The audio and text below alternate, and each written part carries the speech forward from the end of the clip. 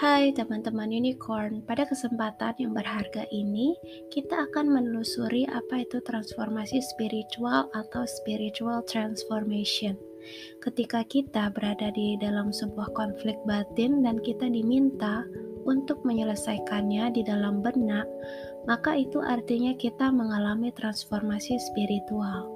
Benefit dari proses transformasi ini akan mengubah kita menuju ke kesadaran yang lebih tinggi lagi. Kesadaran yang lebih tinggi ini akan membawa kita pada kebijaksanaan batin yang diperlukan untuk mencapai enlightenment atau pencerahan.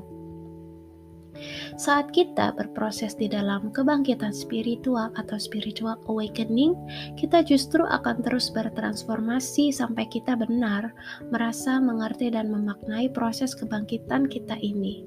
Di dalam transformasi spiritual ini, kita akan berkultivasi di dalam sebuah kolam suci spiritual atau spiritual holy pond dengan menerima informasi murni dan informasi racun untuk mengupgrade kesadaran. Body, mind, soul atau tubuh, pikiran, dan jiwa mulai merasakan getaran positif dan getaran negatif. Ada yang berhasil atau gagal dalam berkultivasi di spiritual holy pond. Ketika gagal akan menjadi PR buat kita, ketika berhasil akan menghasilkan kesadaran baru saat itu. Konflik batin adalah suatu kondisi ketidakseimbangan emosional yang terjadi ketika individu mengalami konflik atau pertentangan antara nilai-nilai, keyakinan, atau tujuan yang berbeda-beda dalam dirinya sendiri.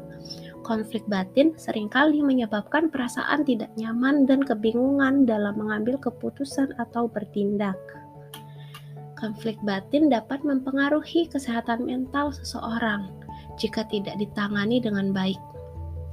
Dalam beberapa kasus, konflik batin dapat memicu perasaan stres, kecemasan, atau depresi.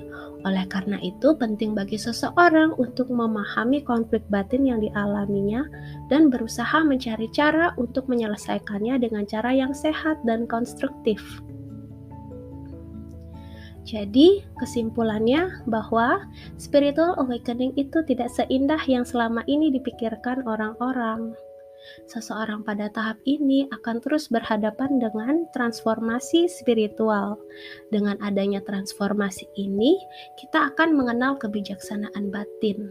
Maka dari itu kita seringkali melihat orang lain tampak beda dari biasanya karena getaran mereka berubah karena transformasi spiritual ini.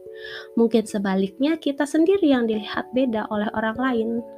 Jadi, ketika kita sudah memahami apa itu transformasi spiritual, justru kita menghargai proses kehidupan yang dialami oleh diri sendiri maupun orang lain.